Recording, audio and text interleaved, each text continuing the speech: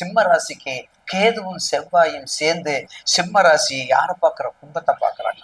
அப்ப கும்பத்தை பார்க்கும்போது மிக மிக கவனமாக இருக்க வேணும். அதே போல செவ்வாய் 8ஆம் பார்வையா சனியை பார்க்கிறார். அப்ப என்ன செய்யணும்? திருமணங்கள், குழந்தை பாக்கியங்கள், நண்பர்கள், போக்குவரத்து, 8ஆம் இடம், விபத்துக்கள், வம்பு, வழக்கு, ஆபத்து, கோர்ட்டு, சிறைச்சாலை அத்தனையும் ரொம்ப கவனமாக டீல் பண்ணணும்.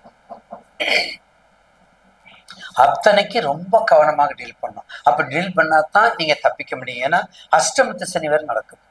சிம்ம ராசிக்கு அஷ்டமத்து சனி வேற நடக்குது. அப்ப அஷ்டமத்து சனி நடக்கும்போது என்ன ஆகும்? கூட உங்களுக்கு கொஞ்சம் கஷ்டத்தை, கூட கொஞ்சம் நஷ்டத்தை கொடுக்கும். ஒவ்வொரு எச்சரிக்கையும் உங்க தசை பத்தி, உங்க ஜாதகத்தை அதுலயும் இந்த மாதிரி நடக்கும்போது, இந்த செவ்வாய் கேது இருக்கும்போது செவ்வாய் திசையில கேது புத்தி, செவ்வாய் திசையில சனி புத்தி, சனி திசையில செவ்வாய் புத்தி, ராகு திசையில செவ்வாய் புத்தி, செவ்வாய் திசையில ராகு புத்தி, ராகு திசையில கேது புத்தி, கரும்பாம்பு செம்பாம்பு. இவ்வளவு விளக்கம் எப்படி சொல்றது? நீங்க புரிஞ்சுக்கணும்.